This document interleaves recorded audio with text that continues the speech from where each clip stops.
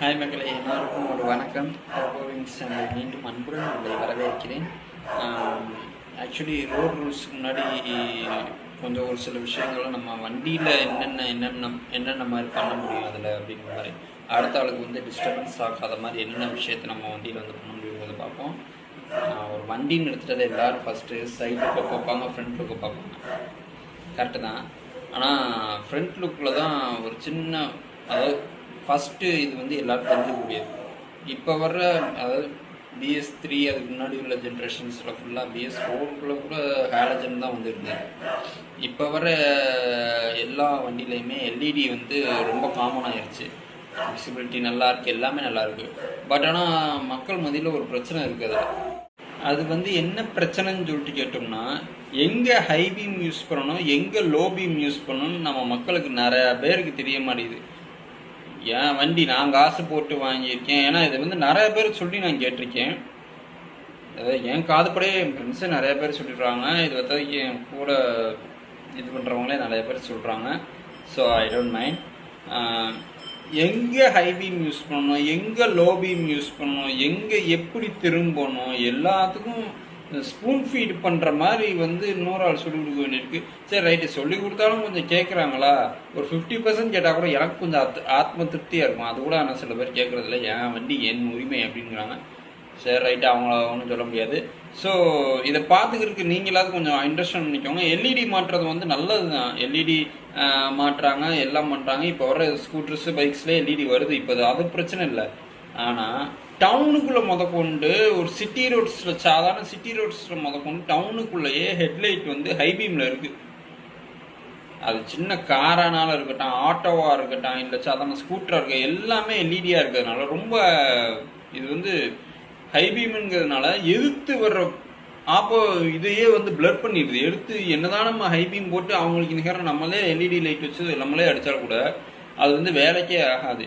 ஏன்னா நார்மலாக ஒரு ஹை பீம் வந்து எல்லா வண்டியிலையுமே அந்த அட்ஜஸ்ட்மெண்ட் பண்ண முடியும். நார்மலாக ஒரு ஹை பீம் வந்து நம்ம இருக்கிற ஃப்ரேமுக்கு நேரம் இங்கனக்குள்ளே வரையும் தெரிஞ்சிச்சுன்னா பிரச்சனை இல்லை. நமக்கு தேவை எது வருதுங்க ஐடென்டிஃபை பண்ணுறதுக்கு தான் அந்த ஹை பீமு.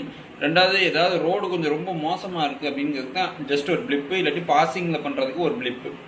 அந்த மாதிரி தான் நம்ம வந்து ஹை பீமை யூஸ் பண்ணணுமே தவிர, கண்டினியூஸாக நீங்கள் ஹை பீம்ல தான் போகணுங்கிற மாதிரி இருந்துச்சுன்னா நீங்கள் 4 வேஸில் போய்க்கோங்க, அது கரெக்ட். ஆனால் 4 வேஸில் போதுமே அதுலேயே ஒரு சின்ன பிரச்சனை இருக்குது. ஏன்னா நீங்கள் பேக்கில் நீங்கள் இருக்கீங்க, ஹை பீம் போடுறாங்க, கரெக்டாக உங்கள் மிரர் வந்து உங்களுக்கு பேக்கில் வர மாதிரி செட் பண்ணியிருப்பீங்க. பேக்கில் யார் வராங்க அது மாதிரி செட் பண்ணியிருப்பீங்க. ஆனால் அவங்க ஹை பீம் அடிக்கிறது கரெக்டாக கண்ணாடியில் பட்டு உங்கள் மூஞ்சுக்கு தான் வரும். ஸோ அதுவுமே பிரச்சனை தான். ரொம்ப மோசமாக இருக்கிற ரோடு, இந்த மாதிரி ரோடில் மட்டும் நீங்கள் ஹை பீம் யூஸ் பண்ணுங்கள். இல்லை உங்களுக்கு ஹை பீம் யூஸ் பண்ணால் தான் உங்களுக்கு வந்து கன்வீனியண்ட்டாக இருக்குன்னா, எல்லா ஸ்கூட்டர்ஸ்லையும், எல்லா கார்ஸ்லையும், எல்லா வண்டியிலையும் கண்டிப்பாக ஹெட்லைட் அட்ஜஸ்ட்மெண்ட்டுக்குன்னு சொல்லிட்டு ஒரு சின்ன ஸ்க்ரூ மாதிரி அடியில் இருக்கும் எனக்கு தெரிஞ்சு. அந்த இதை வந்து அட்ஜஸ்ட்மெண்ட் பண்ணுங்கள். ஏன்னா சில இதில் நார்மலாகவே லோ பீமே ஹை பீம் மாதிரி இருக்குது. ஹை பீம்லாம் மரத்துக்கு எங்கிட்ட அடிக்குது, ஒரு பனைமரம் உயரத்துக்கு அடிக்குது, அவ்வளோ பிரைட்டாக இருக்குது. அது பிரைட்டுன்னு சொல்கிறத விட ஸ்ப்ரெட் பண்ணுறது. நம்ம இதில் வந்து நான் வண்டியில் வந்து பார்த்திங்கன்னா ஹாலஜன்னு இதுக்கு முன்னாடி இருந்துச்சு, ஓகே. இப்போ வர எல்இடிலையும் ஃபுல்லாக அந்த ஆடி பென்ஸில் ஆடி BMW யூஸ் பண்ணுற மாதிரி, பென்ஸ் BMW யூஸ் மாதிரி மேட்ரிக்ஸ் LED, லேசர் LED அந்த மாதிரி இருந்துச்சுன்னா கரெக்டாக அந்த பாத்துக்குள்ளே மட்டும்தான் விழும். ஆனால் இப்போ இருக்கிற அந்த LED வந்து நல்ல விசிபிலிட்டி, ரோடு நல்லா வெளிச்சமாக தெரியணுங்கிறதுக்காண்டி அவங்க இந்த ஒய்டை கூட்டியிருக்காங்க. அதாவது நல்லா பார்த்தோம், இந்த ஒய்டை கூட்டியிருக்காங்க. ஆனால் இந்த ஒய்டை வந்து லிமிட் தான் பண்ணணும், இந்த ஒய்டையும் இப்படி கூட்டிடுறாங்க. பிரச்சனை இங்கே அதுதான். இந்த ஒய்டை கூட்டுறதுல பிரச்சனை இல்லை, ஆனால் இந்த ஹைட்டையும் சேர்த்து கூட்டியிருக்கும் போது பிரச்சனை. அது எல்லாரோட கண்ணையும் பாதிக்குது. ஏன்னா நம்ம மக்கள் அறிஞ்சு விட்றாங்களா, அறியாமல் விட்றாங்களா, இல்லை எனக்கு இப்படி போட்டால் தான்ப்பா ஃப்ரெஷ்ஷாக இருக்குங்காங்க அப்படிங்கிற மாதிரிலாம் இருக்குது. அது மற்ற ஆளுக்கு தான் பிரச்சனை ஆகுது. சில நேரம் அவங்களுக்கே ஏதாவது ஒரு ஆக்சிடென்ட்ஸ் எனக்கு பாசிபிள் இருக்குது. ஏன்னா எனக்கும் அந்த மாதிரி தான் ஒரு தடவை ஆயிருக்கு. ஸோ எல்லாருமே வந்து ஹை பீம் எதுக்கு யூஸ் பண்ணணும், லோ பீம் எதுக்கு யூஸ் பண்ணணும், எந்த மாதிரியான ஹை பீமை எந்தெந்த இடத்துல யூஸ் பண்ணணுங்கிறத வந்து சொல்கிறேன், ஒவ்வொன்றா சொல்கிறேன். பாயிண்ட் நம்பர் படி நோட் பண்ணி வச்சுக்கோங்க. உங்களுக்கு சப்போஸ் யாராவது ஒருத்தவங்க கொஞ்சம் நடு ரோட்டில் போய்கிட்டு இருந்தாங்களா நைட் நேரத்தில், குறிப்பாக இது நான் வந்து நைட் நேரத்தில் தான் சொல்கிறேன், பகல் நேரத்தில் கிடையாது. பகல் நேரத்தில் அதுக்கு வேறு இது இருக்குது.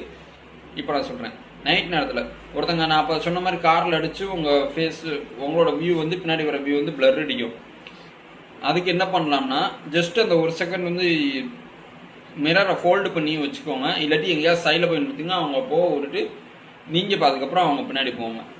அப்படி இல்லையா உங்களால் ஓட்டணும்னு சொல்லிட்டு நினைக்கிறீங்களா, ஜஸ்ட்டு அந்த மிரரை வந்து கொஞ்சம் லைட்டாக டில்ட் பண்ணி மேலே வச்சிங்கன்னா அந்த ரெஃப்ராக்டிவ் இண்டெக்ஸ் அங்கே போயிடும். நீங்கள் அதாவது நீங்கள் மேக்ஸிமம் ஓரம் தள்ளி நிற்கிறதே நல்லது தான் என்கிட்ட கேட்டால். நான் இது வந்து ரொம்ப டெக்னிக்கலாக போகணும்ல, சாதாரண மக்கள் சொல்லுவேன். ஃபர்ஸ்ட் பாயிண்ட் வந்து இதுதான். செகண்ட் பாயிண்ட் என்னன்னா, கண்ணாடியை திருப்பிக்கிறது. இது வந்து ரிவெஞ்ச் மாதிரி கூட இருக்கலாம், ஆனால் இது வந்து ரிவெஞ்ச் கிடையாது. எனக்கு இவ்வளோ கூசுது, அதே கூசில் நீ உன்னோட ஹெட்லைட்டில் உங்களோட ஹெட்லைட்டில் வர்ற பவரை நீங்களும் கொஞ்சம் அனுபவிங்கன்னு சொல்லிட்டு ஜஸ்ட் அந்த கண்ணாடியை மட்டும் நம்ம சப்போஸ் நிறைய வண்டியில் திருப்ப முடியும், அந்த மாதிரி திருப்பி வச்சிருக்கணும். முடிஞ்சு போச்சு. அவங்களோட ரெஃப்ளெக்ஷன் அவங்களுக்கே அடிக்கும். அந்த மாதிரி திருப்பி வச்சிருங்க. இதை யாராவது கேட்டாங்கன்னா, ஆமாப்பா உன் ஹெட்லைட் இந்த மாதிரி இருக்கு, இதை நான் பிளிப் பண்ணி முதல்ல காமிங்க. ஆக்சுவலி ஃபர்ஸ்ட் ஸ்டெப் வந்து பிளிப் பண்ணி காமிங்க, லோடிங்கில் பண்ண சொல்லி. அப்படியே பிளிப் பண்ணலைன்னா இந்த மெத்தடை யூஸ் பண்ணுங்க. செகண்டு, பிளிப் பண்ணி காமிச்சா அவங்க இது பண்ணலைன்னா இந்த மாதிரி கண்ணாடி எதிர்ப்புங்கன்னு சொன்னேன். இல்லாட்டி சைடில் நீங்கள் நின்றுருங்க.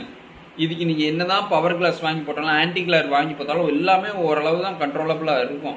இதுக்கு வேற வாய்ப்பே இல்லை. இதை வந்து நம்ம ஒன்றும் ரேடார் சிஸ்டம் வச்சு இந்த 1 லட்ச ரூபா 2 லட்ச ரூபா வண்டியிலலாம் வைக்க போகிறதில்ல. 10 லட்ச ரூபா வண்டியில் கூட ரேடார் சிஸ்டம் இருக்கான்னு தெரியாது. ஆனால் டுகாட்டியில் ஏதோ ஒரு வண்டியில் இருக்குது, ரேலி அதில் ஏதோ ஒரு வண்டியில் இருக்குது அந்த மாதிரி. ஆனால் அதுலேயுமே எல்லாமே லைட்டை வந்து அந்த ஆடியோ பென்சிலைஸ் பண்ணுற மேட்ரிக்ஸ் சிஸ்டம் அதெல்லாம் இருக்குமாங்கிறது தெரியலை. ஸோ அதை மட்டும் கொஞ்சம் பார்த்துக்கோங்க. எப்பயுமே நீங்கள் உங்கள் இது ஹைபீம் அடிக்க போனீங்கன்னா கழுத்துக்கு ஏற்ற மாதிரி செட் பண்ணிக்கோங்க. அதில் தான் நல்லது. இல்லை நான் எக்ஸ்ட்ரா ஃபாக் லைட்டு அது இதுன்னு சொல்லிட்டு போட போகிறேன். ஏன்னா எல்லாம் ரோடில் ஃபோக்கஸ் பண்ணி அடிக்கிற மாதிரி போடுங்களே தவிர நேராக இருக்கவங்க மூஞ்சில் அடிக்கிற மாதிரி போகாதீங்க, முகத்தில் அடிக்கிற மாதிரி போடுறது நாட் அட்வைசபிள். அது அவங்களுக்கும் பாதிக்கும், உங்களுக்கும் சில நேரத்தில் சொல்லாமல் பாதிக்கும். அதை நானும் எக்ஸ்பீரியன்ஸ் பண்ணிட்டேன். So be careful with the headlights.